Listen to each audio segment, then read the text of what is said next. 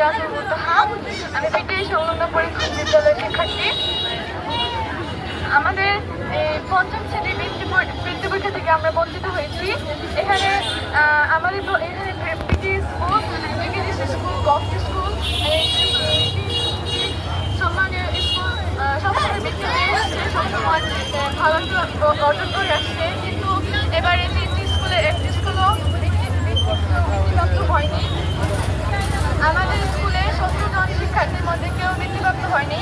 আমরা এখানে আমি চেষ্টা করেছি অনেক ভালো করে পরীক্ষা দেওয়ার, বৃত্তি পেতে পারি। এর জন্য আমি ভালো করে পড়াশোনা করেছি, ভালো করে পরীক্ষার সময় ভালো করে ফলাফল দিয়েছি। কিন্তু আমি বৃত্তিপ্রাপ্ত হয়নি।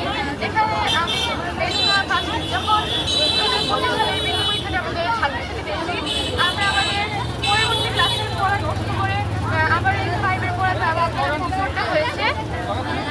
এই জন্য আমাদের অনেক পড়া করতে হয়েছে। কিন্তু আমরা এই ফলাফলে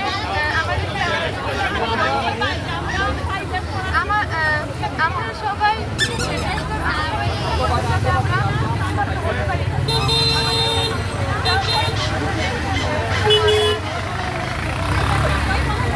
ভালো ফলাফল আশা করছি, আশা করে আমরা চাই আমাদেরকে একটা ভালো ফলাফল দেওয়া হোক। আমি সরকারকে অনুরোধ করি যাতে সরকার আমাদের এই আন্দোলনটাকে গুরুত্ব দিয়ে আমাদেরকে মূল্য দেয়।